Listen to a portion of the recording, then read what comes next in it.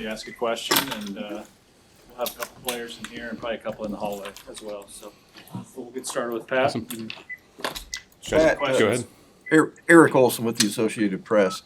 Just kind of wanted to see what your initial take was after last night with the Judge Wilkins' decision on the roster limits kind of being in flux now and the implementation. Is there a strategy now on your end to address that? Yeah, the strategy will be to adjust and do business as it's being done. Decisions will be made whenever those rulings come down, and whenever they're set to go, we'll be set to go. So, really, not too much to add beyond that. Maybe just for going to general stuff, was that decision a surprise to you guys, or just what was the staff's general? I've only been here for like a month, and I'm not too surprised by anything that's gone on with this, just because it seems to change every day. And, like I said, we'll kind of adjust as we keep going, and whenever rules are final, we'll be ready to go. Mitch Sherman from The Athletic. Being that you've only been here a month, can you speak to the situation in college sports that you've walked into and what that's like for you to hit the ground in this time when everything seems to be in flux? Yeah, I think, it's one of those things where I don't have a lot of experience in college football right now, but I could have been in the business for 15 years, and I'd probably be on the same plane that everybody else is, right? Because everything's changing and everything's adjusting. So to the point of, how have I adjusted to it? Everybody's adjusting to the same things. So it's really not a advantage or a disadvantage at this point. Hey, Pat, what has been, Sean Callahan of Husker Online, what has been the biggest adjustment for you to watch high school tape and, deal with, 15, 16-year-olds versus 23, 24 grown men, what you spent the last several years dealing with? Yeah, it's a good question. I've really been surprised, especially the guys we're watching here and the guys that Keith and Troy and that team has identified. They're really good football players. I've been surprised at how good and how developed those guys are at such a young age. A lot of guys on defense playing with their hands at like levels I wouldn't expect, right? Quarterbacks who know how to go through progressions, receivers who know how to run routes. I've been surprised more on the positive side of things than trying to adjust my eyes to watching a different type of football. Max Olson-Peterson, just kind of going off that question. Obviously, the DPPs and GMs in college are adjusting to cap and agents and contracts and all that stuff. For you, what have kind of felt like the big adjustments for you coming to the college level, or is that a little bit overstated in coming down? Yeah, I don't know if it's overstated. It's just, like I've said before, like the rules are constantly changing, right? So we're kind of going to adjust. I've been fortunate to have been a couple different places, exposed to a lot of different things. We'll use some different mechanisms that we've used at those places at this level and try to, correlate to how this structure works. Like we've worked with the salary cap in the NFL. Salary cap here isn't really the same thing because there's different mechanisms you can use for moving money forward, incentivizing contracts. You really can't do that under this setup. So that'll be a change that I'll have to get used to. But guys, do you know how much money you're dealing with? We don't. Yeah, I mean, we've talked internally, but we're not going to talk about that publicly. Yeah. Why did you choose to come to Nebraska instead of continuing to work in the NFL? Yeah, that's a good question. So I was in the NFL for 18 years. Was really fortunate to be with, great organizations with great people. And when you're working in the NFL, you kind of think, well, there's only 32 of these jobs if eventually you want to take the next step and apply what you've learned during the course of your career. Things have changed in college football. These opportunities have presented themselves now. And I just thought with Matt being here, my familiarity with him, it would be a good transition. Why do you like him? Why do I like Matt? It's a good question. We see things a lot of the same way as far as football, what it's about, what kind of players we want, the type of people we want to build the team around.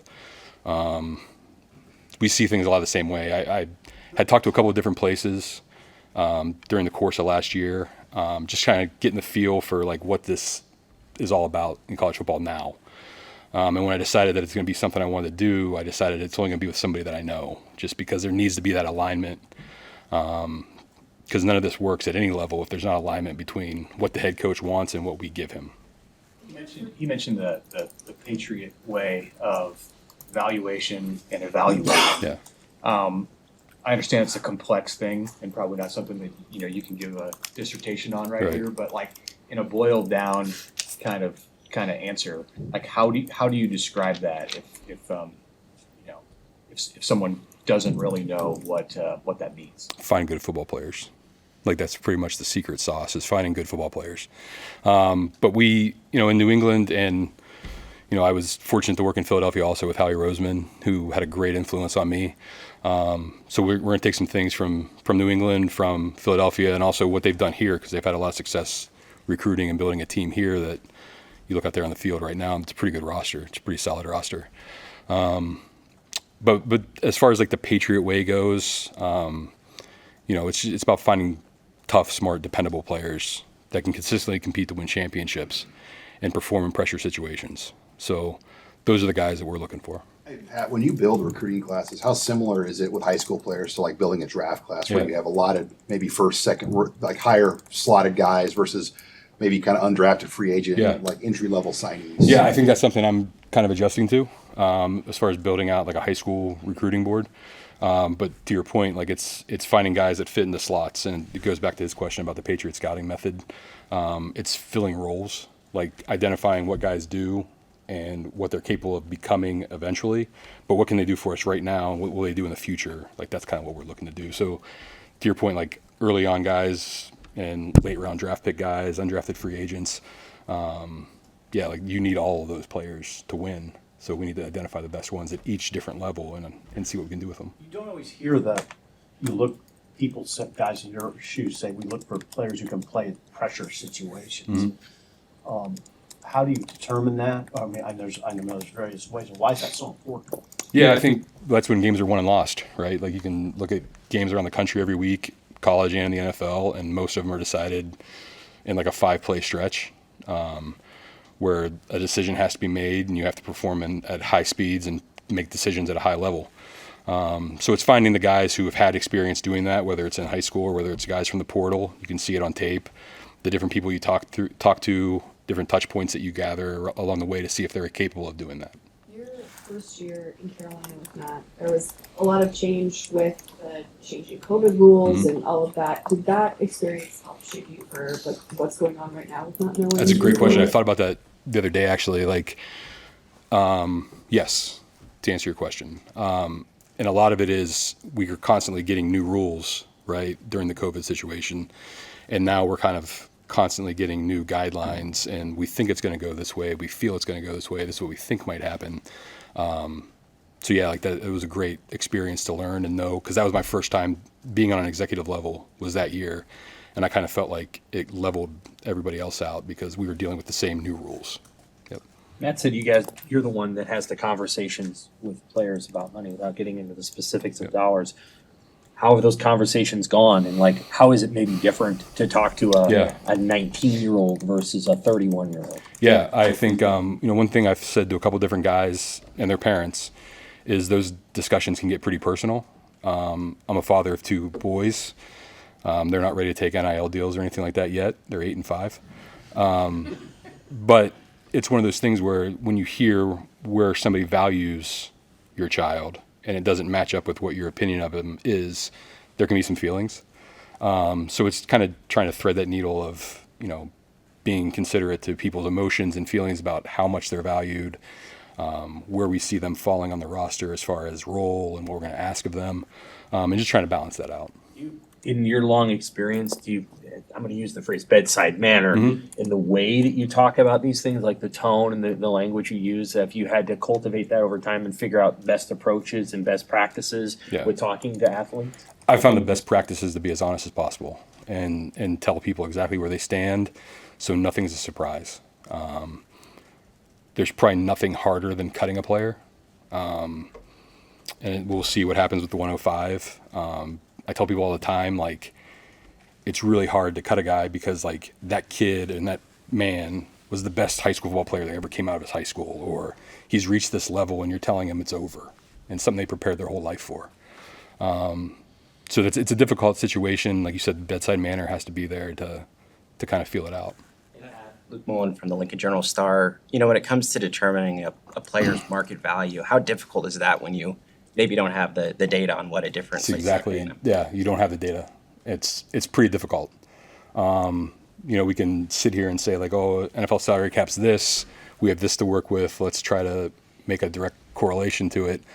But it doesn't always work out that way because the ask is going to be always higher and sometimes exponentially higher than what you're valuing that person at their position and role.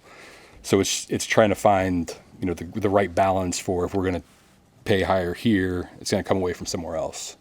So it is a difficult process, and hopefully it's something we get more guidance on in the future, because that makes everything easier for all parties to understand of what they can expect to get, and also what we need to budget out to build the team that we want to build. NFL also, there's transparency as to when contracts are Right. expiring. Yeah. So in this time of year, when 1,000 guys pop up and it's Yeah. unpredictable, how is navigating that? It's been different because I hear a lot of times people talk about it being free agency, and it's really not free agency as I know it in the NFL. With unrestricted guys, you know when their contract's up, you know who's available and when, and you can kind of plan out over the course of a couple months how you're going to spend your resources. Here, guys just become available, and you have to pivot right away. It's pretty similar, in my opinion, to like preseason in the NFL, where like you have to watch the guys on their teams throughout 3 weeks, and then on one day they cut down from 90 to 53, and you have to be ready to pivot to whoever becomes available. So I think it's probably on us to probably do a better job and a better process of knowing who might be available and just having like a baseline on everybody so we can pivot as fast as possible. Clayton Collier, First Alert 6. Going back to what you were just talking about in terms of the little bit of an undefined market, are there positions that are, say, more defined in terms of value than others, like a quarterback versus a lineman or something like that? Yeah, I think right now like quarterback's probably the most established market. You kind of know where everybody falls based on like, again, you don't know who's the highest paid, but you kind of have a general idea of, based on guys who are available and what we're paying at different positions, how you would allocate those resources. Patriots were obviously the best of both worlds. You were able to build a really good roster around a quarterback you got in the 6th round and was a Hall of Famer. Can you make that portable to college, or is the quarterback piece always going to just be you're going to be pursuing somebody that isn't somebody you find at the bottom of the draft? Yeah, I think, you know, regardless of where someone gets drafted, their talent's going to come to the surface. So regardless of how we acquire a player, if they're good enough to be the one that we build around, then we'll do it and try to fill in around them accordingly. I think that, to your point, you know, can you do it without a quarterback? No. So like you're always going to be chasing and trying to find that quarterback. With the responsibilities associated with acquisition, retention, and finance, it seems like a lot of work. Yeah. How comfortable are you right now with the staff that you have working for you in those 3 areas, and what part of the process are you in right now in like having those jobs divided up? Yeah. You know, I think we're going to eventually at some point, we posted a couple of jobs the other day just for recruiting coordinator jobs, which will be like scouts, for lack of a better term. So we want to build that out just to get the manpower up in order to, you know, churn out as much information as we can on the players that could be available in high school and in the portal. As far as your other departments with finance and those sort of things, like there's great resources here, and they've done a great job. Scholarship folks, legal, 1890, just kind of getting me caught up to speed with how all that works and how things are structured. Back to the quarterback thing for a second. Is that so? Is that a situation where like you're going to have to be looking all the time because you only get them for 4 years? Or 5 Yeah, no years. doubt. I think even in the NFL, like you're constantly looking to make sure you're good at quarterback, because you're good until you aren't, right? So it's the most important position in sports. Scouts isn't a term we hear very often in Yeah. college. What's that picture look like? Just evaluating tape, watching tape, identifying strengths, weaknesses, and applying a grade to what you think that player's role can eventually be for our team. What's your vision for how many? Those are discussions we're having. I would like as many as possible. just because I think the more people you have around and the more information that we can funnel up to decision makers, the better off we'll be. 7. We're going through that. Yeah. Hey, Pat, when you got here, how blown away were you by just the complexity of NIL with how guys were getting paid, whether it was car deals, housing deals, Yeah. other things that were like tied to how the compensation was put together? Yeah, I wouldn't say like. I mean, it's awesome for them. I'm blown away by the fact like, oh man, they get this now. I don't think it blew me away by how things were structured and where things. This money's from here, and this is counting for this. Like that, to me, like those are kind of, for lack of a better term, like incentives in an NFL contract. You kind of try to make things work a certain way. Just different mechanisms you can use for a contract. You mentioned a solid roster relative to what? Like, why do you think it's a solid roster compared to? I think just watching them for the last 14 practices and how they've competed. In my experience going on the road as an area scout and watching a bunch of college football, just being exposed to different teams. And, you kind of go out there as a scout and you're really looking at, the guys that you're evaluating and as a big picture, like what does this program look like and how hard do they work? Because you want to be able to take that back to know that somebody can work in your system, right? So just evaluating like not only the talent, but also like the effort, the grind, the grit, the toughness of this team has been really impressive. Scout games here at Memorial Stadium. I came to one game here. It was Oklahoma State, Nebraska. I think it was when Sue was coming out. And so I planned it early on because it was Sue and Des Bryant, and I wanted to be able to see both those guys. What's Keith Williams do for you? Rule mentioned him, and Yeah. I think you mentioned him. What all are you asking of him and his role? Yeah, Keith does a great job. Keith, Troy, Avery, Devin, and T. Rich do a great job of keeping everything going while I'm getting caught up to speed on especially the high school recruiting, knowing where guys are, who we need to talk to, the different touch points of getting information about players. He's got a great, institutional knowledge of this place just because of his experience here, and that's been a really great resource for me. Pat, do you have friends in the pro ranks who are like wanting to make this transition, wanting to go to college, or they wanted to see how it kind of goes here? Yeah, they're probably waiting to see if I screw it up. I think it's just one of those things. Like it's new for everybody, so it's kind of wait and see for if that's going to be something they're going to be interested in. Thanks, man. Thanks, guys. Appreciate it.